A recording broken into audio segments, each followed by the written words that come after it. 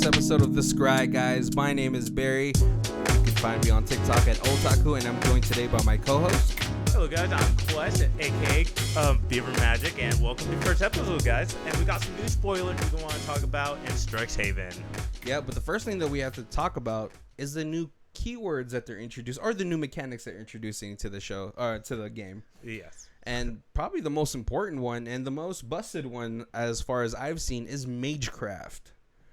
Magecraft says whenever you cast or copy an instant or sorcery, it has additional effects.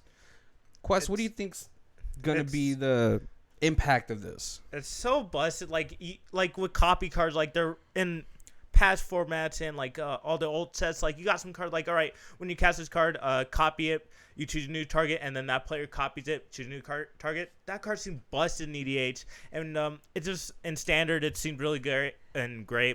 And then I hope we get to see a take a turn one. No. That'd be pretty fun, wouldn't it? Already. There's so many no's to that. But yeah, I mean, we've already seen the effects of Magecraft into the game, as we've seen the one card Chain of Smog go from $1 card to a $20 card. No, not even 20 to 50. Oh my god. It's really gross, but yeah. And the new Liliana is busted too with like the Magecraft, because like whenever you copy, like each opponent loses 2 and you gain 2. I think that ability is pretty good. Even in standard, that's just a good top end for control decks in standard.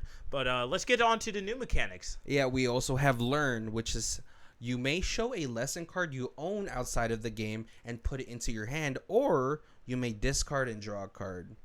This looks like a better companions type of mechanic.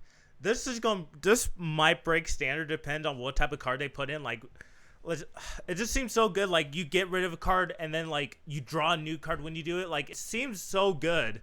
But yeah, I mean, like the moment they showed the new loot tree of the lesson cards, yeah, it's definitely gonna have that extra added errata text, pay to add it to your hand. Yeah. We also have the lesson cards, which we don't have too much. I'm not actually sure if this is a card that could be in your constructed deck, or if it's just mainly for sideboard. It's gonna be just a card in your sideboard. That's how the companions work.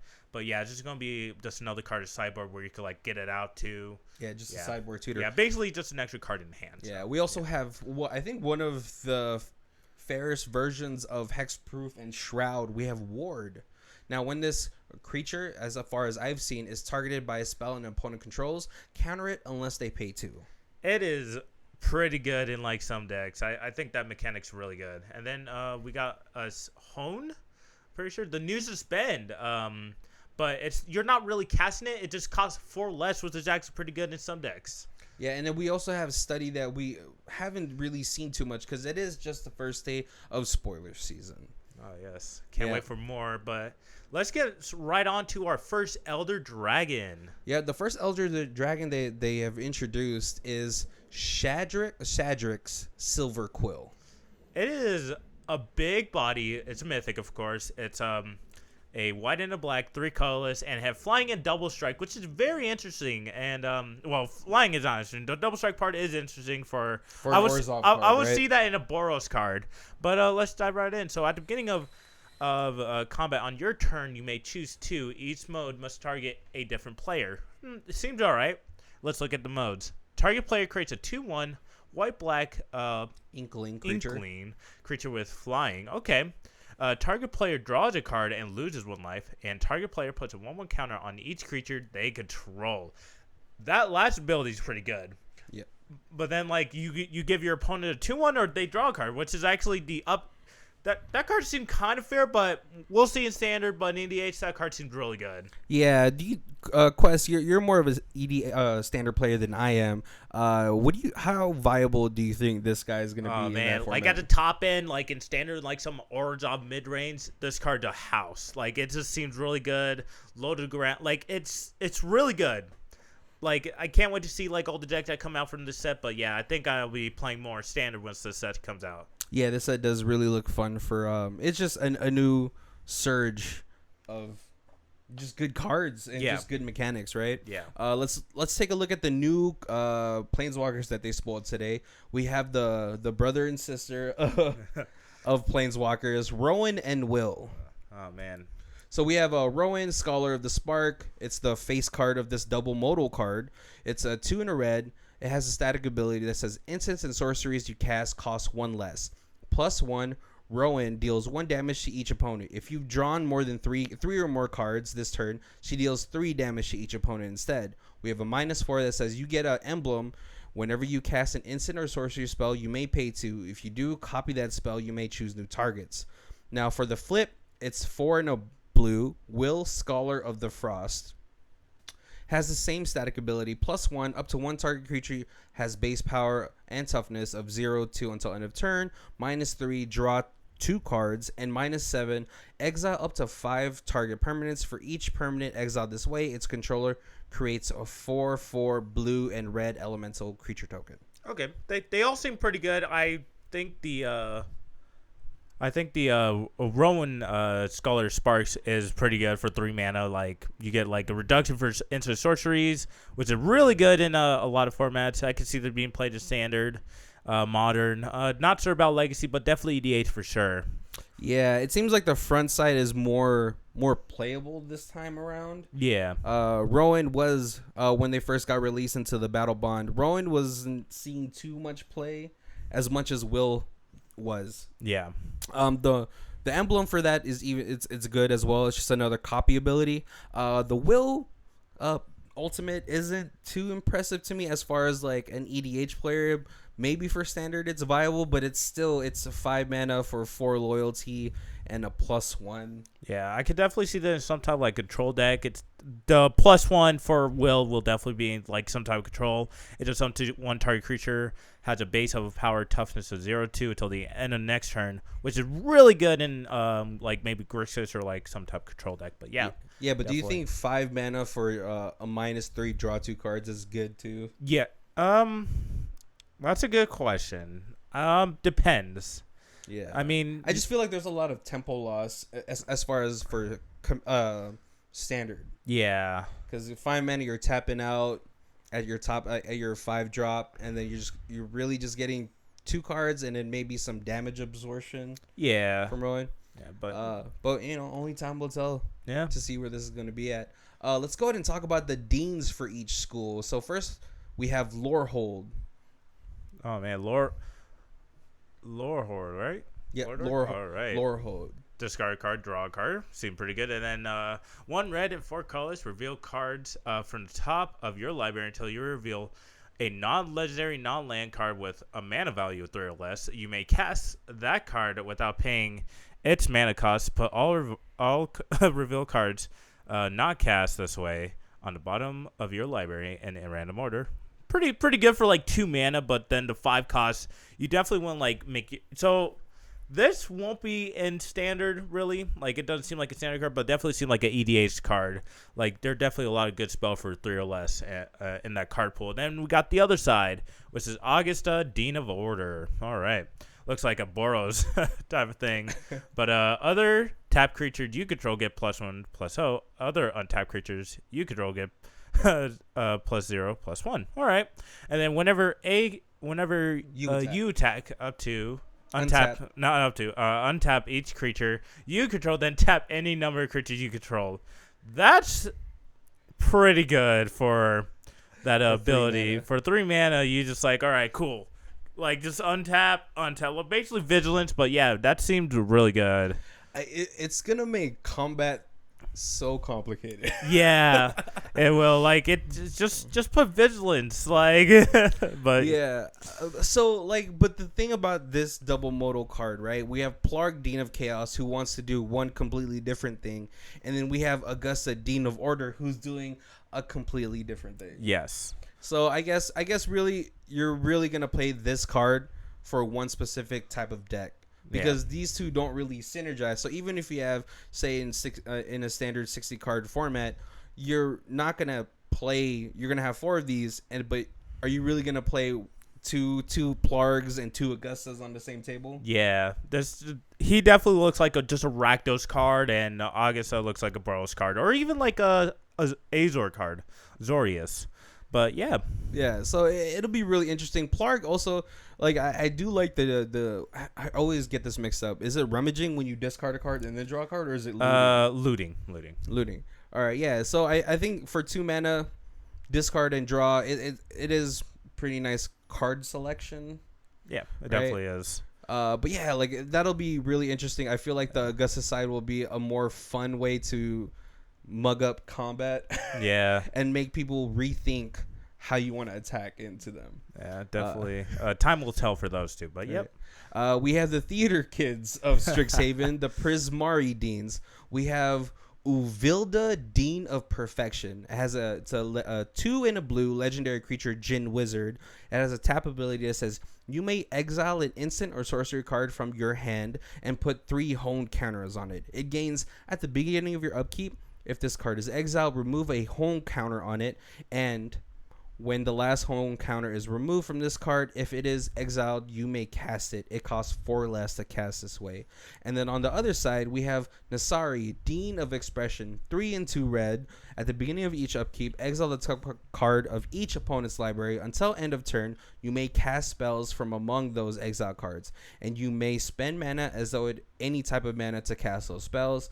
Whenever you cast a spell from exile, put a +1/+1 counter on Nasari, Dean of Expression. Man, I really love the new suspend mechanic here. Just 4 less. It's way fairer than Dora, the old Dora. That's like, yeah, suspend for like 4, I think, and then you just get it casted. But yeah, this is definitely a fair way. I could definitely see this in EDH a lot. Maybe in standard, kind of historic kind of a.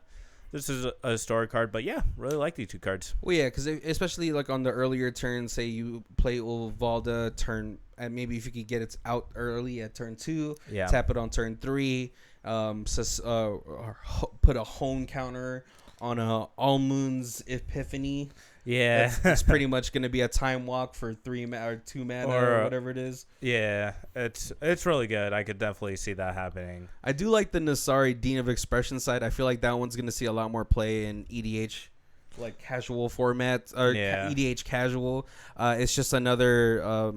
It's a very Itali-like ability. Yes. Or the red battle bond card that says at the beginning of upkeep, exile all the top cards. Yeah. And play those. So I think those will be really fun. And a pretty fair, is it double modal card? You know? Yeah.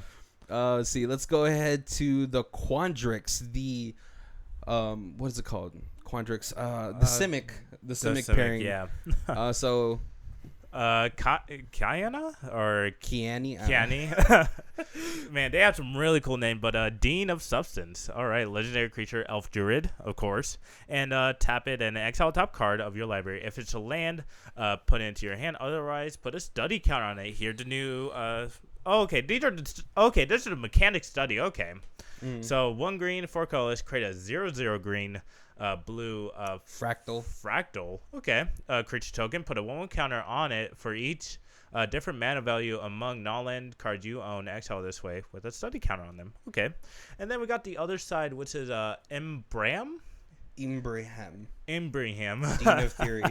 Dean of Theory. A legendary creature, bird wizard, flying, and then it's X blue. Tap it. Exile the top X card of your library. Put a study counter on each of them. Then you may put a card you own in exile with a study counter on it into your hand. Okay, so 3/3, and then the other side is 2/2. I could definitely see these in EDH, but not for standard. Maybe for standard for the green side, but yeah, that's basically it. Yeah, I mean, I could see Kian, Dean of Substance for the lands to get lands into your hand. Yeah. But we still have to see what the study counter is for. Yeah. Right? And so, like, it could be really broken. Who knows, right? Because then really, like, all right, for the front side, Kian, you exile the top of the library. If it's not a land, you put a study counter on it. Do you just get that card later? Is there a way to get that card later, right? And then for Ibrahim, it's mass study. Yeah. You know, because, bird wizards love to study, bro. Yeah. All right, let's move on to Silver Quill. So we have Shaylee, Dean of Radiance for 1 and a white, legendary creature, bird cleric.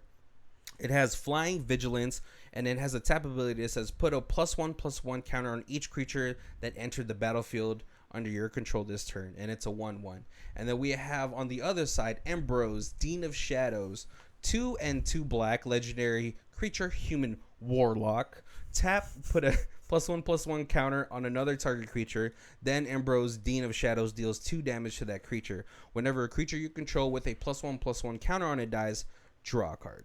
All right. The white side is busted for standard, all right? For a mono white deck, you really want to play all your like 1/1s out like really fast. Like you get this out turn 2, all right? Then you get 3 1/1s and then you tap her. Oh my goodness. This remind me of like a back in Saddle over Innistrad standard with a Thalia's Lieutenant. That remind me of this card, but yeah. And this is a repeatable effect. Yes, it is. Which is amazing. What do you think about the Ambrose Dean of Shadows, though? It seemed pretty good. I don't know if it's gonna be in standard though. Just put 1/1 counter on another target creature and then deals 2 damage. It's really weird just to deal 2 damage, but then whenever a creature you control dies, draw a card. I can see this in probably EDH, just like a board wipe or something, and then like counters. Like I could definitely see something with this. Yeah, but I feel like it's a lot of hoops to jump through just to get the draw cards. There's better cards out there like Midnight Reaper. Yeah, that'll just give you that card draw without having to jump through the putting a +1/+1 counter on it, especially for Orzhov. Yeah, the white side is more known for putting +1/+1 counters on it, like a very problematic card called Cathard's Crusade. Yeah, that card's always fun. But yeah, I don't know. It seemed maybe it could be like a token deck. Like it's something around there. Yeah, if you're playing this card, you're playing it for the Shalai Dean of Radiance, aka the new Lord of Weenie decks. All right, let's move on to Witherbloom. The Gagari. We got Valentine, Dean of Vin, right? Dean of the Vein. Vein. Oh my goodness, can't read today. Legendary creature, vampire, warlock. So we got some new vampires in here, pretty sick. And warlocks. And warlocks as well. Menace lifelink. If a non-token creature an opponent controls would die, exile it instead. When you do, you may pay 2. If you do, create a 1/1 black-green pest creature token. And when this creature dies, you gain 1 life. All right, we got a new creature type, which is Pest. Can't wait to see a new legendary creature named Pest. But we got Lezeti, right? Lisette? Oh, okay.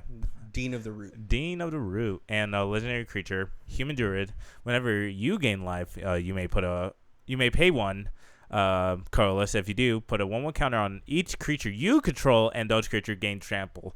The green side seemed really busted in EDH, and even standard too. Like you paying that 1, putting 1/1 counters on everything, just overrunning your opponent really fast. Like let's say turn 5, and you have like 4 creatures. They just get +1/+1 counters. It's counter, not +1/+1. Like they just keep the counters. Like it seems really good, and then like you just overrun your opponent, and they're just low enough, and then like the black side pretty good too for 1 mana 1/1, and then like you pay 2 and you just make a 1/1, which is actually pretty good in like mid-range decks. I could definitely see that being played. They're both good. What's your opinion? Yeah, so for Valentine Dean of the Vein, for 1 mana you get a creature Leyline of the Void. Yes. Or for 1 mana you get a what's it called? That vampire from Kalitas. It's a fair Kalitas.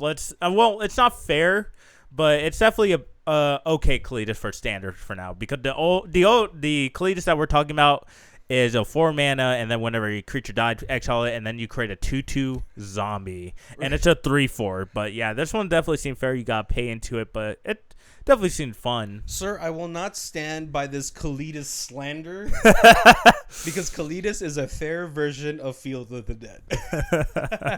But yeah, and Lisette, Dean of the Root, I mean, it does everything a green deck wants you to do. It wants you to put counters on your creatures, and it wants to give those creatures trample. So I think this will be an interesting EDH build. Yes, it will. Yeah, and if there's a way for you to play Valentine, on the early game, and then bounce it back to your hand and play the Lisette just to finish the game out, yeah, it's game over. Yeah. All right, and then so we have the new showlands that are coming out. It's the enemy showlands that we didn't get in the Eldritch Moon. Man, block. I was hoping we are going to get the cycling lands from Amaket. I would have loved to see those just for the fetching effects and all that. But yeah, I'm glad they're finishing out. Now that you say that, it just disappoints me now. Yeah, it would have actually fit with this. Like I don't know, maybe not because like cycling already been done several times. So maybe but then we need the enemy versions of those cycling lands. Yeah, I suppose, but yeah. Yeah, and so also with the first day of spoiler season, we got a whole sleuth of mystical archive cards. Oh, and man, I have to tell you, these cards are just gorgeous. Even like the Japanese ones and the American ones. My wallet's gonna hurt real hard just for a couple, just the Japanese ones. I mean, don't get me wrong, they're all so good, but the Japanese ones are like, they're so beautiful. Like it's just like here's my money, take it. Like shut up, take my money. Like there you go. I mean, come on, we knew what WotC was doing after they saw the anime craze from the War of the Spark stuff. And they were just like, hey, let's just double down on the Japanese stuff. Oh man. But yeah, we have cards like for both versions. We have like things like crowd favorites like Dark Ritual. Cultivate, just Time Warp, whatever. Yeah, and the Japanese altars are so beautiful. We got Time Warp, Lightning Bolt, and Thoughtseize. Thoughtseize, I will say, will probably be, depending on what other card are going to be in there, but probably be the most expensive card as foil. Like, the art on it is so, like, it had the Japanese, like, oh, my goodness. It's so beautiful, but yeah. And then we got Lightning Bolt, which is amazing, and I believe Time Warp. Which is amazing, and the three last ones were like Demonic Tutor, Sword Plowshares, and I believe it was Opt. But yeah, those ones are awesome too. Demonic Tutor and Thoughtseize will probably be the most expensive one. But yeah, can't wait for the set to come out so I get some of the Japanese. Oh wait, so one correction: it's Duress, not Thoughtseize. That's the Duress? Yeah. Oh, okay. That okay. But still, I would. Play that just for the art. Just play it as a Thoughtseize. Like I think I mean, if you're playing casual, play a Thoughtseize, man. But yeah, it is beautiful, and it looks like she should be my girlfriend. Yeah. Oh man, but yeah, these cards, if you can get them in the Japanese altars, I mean, the Time Warp for the Japanese altar art is it's so gorgeous. Just because they have these. Like old scroll Japanese art look to them. Yeah, man. So yeah, if they're not done spoiling with the archives, which one would you like to see? Oh man, that is a loaded question. I mean, they have a lot of weird ones in here, like Village Rites, like a lot of just cards that we've already had in the last like 2 years. So I would like to see older cards. Okay.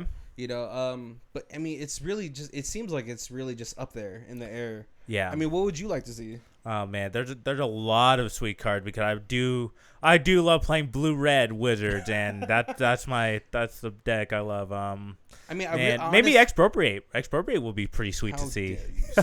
Yeah, no, that would actually be really cool. I was thinking about instead of Time Warp, they should have done temporal manipulation. Okay, yeah. Any of the other time ones, Factor Fiction would have been amazing as like Japanese. Yes, that and Kadama's I would have we've already got like cool cultivates already. Like we've already got like another secret lair one coming up, and like I don't know. Yeah, like we rather reprinted the last 2 years. Corrosion Grip is amazing. Can't wait to play that in Hydras. I play that deck all the time. Oh, and I can't wait to see the Japanese version of it. Oh man, I hope it's like a katana or something. But yeah, Shock is interesting. Like there's some really weird ones that just But yeah. Yeah, and Wizards knew what they were doing with these. These are just just new inventions, new expedition stuff, but man, do they know how to get to my heart. Yeah. And so for the last thing that we do want to talk about for the first episode, thank you guys for joining us again, is we do have underdog cards. Yes. That we want to talk about. See, so now for my pick, I believe is probably going to be one of these cards that go under the radar forever. It's going to be like maybe 50 cents for the first like year and a half or so. But as Strixhaven starts to get older and start to rotate out, it's going to get the Pitiless Plunderer treatment. It's an uncommon card. And I believe it'll be a $5-6 card in the future. Yes. And that is Storm Killin' Artist. It is 3-1 red, creature, dwarf, shaman. Stormclin Artist gets +1 and +0 for each artifact you control, and has Magecraft. Now that says whenever you cast or copy an instant or sorcery spell, create a treasure token. Now that's gonna be really good with like Thousand Year Storm, like that. That's just infinite right there. If you have enough card draw and enough like Storm, there you go. You just somehow draw your deck, or like you make enough mana where you can like kill everyone. Like it just, and it gets big on its own too for each treasure that you create. So you could probably like just sacrifice it and just deal its power to someone. Like it just seemed really good. I wanted to get this card altered as Peter Dinklage. When you see him in the Thor, what's it called? The Avengers movie, it's gonna get so big. And yeah, like Quest said, it's easy to just make infinite treasures. You enter the infinite or something, and just play everything in your hand. I mean, Quest, you have a tribal wizard deck. Are you tempted to put this in there? Probably not. If it was a wizard, I would have made proxy already and just like try it out. But yeah, it's really good. But for 4 mana, it's still good. Like I just can't be like, yeah, it's great. That's all I could say about it. It's a good card. All right, Quest, what was your pick for my this pick? episode? Is Lorehold Apprentice. It is a human cleric for 1 white and 1 red, 2/2, and had Magecraft. Whenever you cast an instant or sorcery spell, till the end of turn, spirits creature you control gain tap 1, deal 1 damage to each opponent. Which I think is going to be really busting EDH. Not for maybe in standard, like I could see like a 4-color deck, but maybe not actually, just because like you have to copy your spell. But in EDH, there are so many spirit tribal decks that this card could be abused. Like, man, it's until the end of turn. Like, I don't know if you could stack onto each other where it could like deal 2, deal 3, depend how many copies you make. But I could definitely see this like a Jeskai build or a 4-color build. But yeah, that would be so disgusting if you could stack this ability onto them. I hope so. Well, no, because I believe if you do it again, it'll look like Staff of Domination, where it just has multiple. Oh, but you have to choose. Okay, so it'll just be the one. But in Jeskai Spirit decks, you just dramatic reversal. You Isochron Scepter dramatic reversal. Oh man, infinite damage. I didn't think of that. That is definitely infinite damage. If you have the mana rocks for it, like cool, just kill everyone. Like that just seems really good. Hey, like Jeskai needed more toys to. I mean, just imagine him in Kaikar. Oh man, that making spirits. You're dramatic reversaling. Tapping my god, that makes me want to build that deck now. Like just thinking about it, like man, dramatic reversal seems real good to do. But yeah, I mean, dramatic reversal, Isochron Scepter is always a good thing to do. Yeah, it is. Oh man, so yeah, this is gonna be day 1 of Strixhaven spoilers. I hope you guys enjoyed the episode. Man, I'm really excited for this set, more so than what Kaldheim brought to us. Yeah, this one just looks like right up our alley. Yeah, guys. And comment, what do you guys think? What's your favorite card from the set? And what would you like to see for the Japanese altered or like the archive masters or the masterpiece? Yep. Yeah, guys. All right, well, thanks for joining us today. I'm Barry. And I'm Quest. And this is the Scry Guys.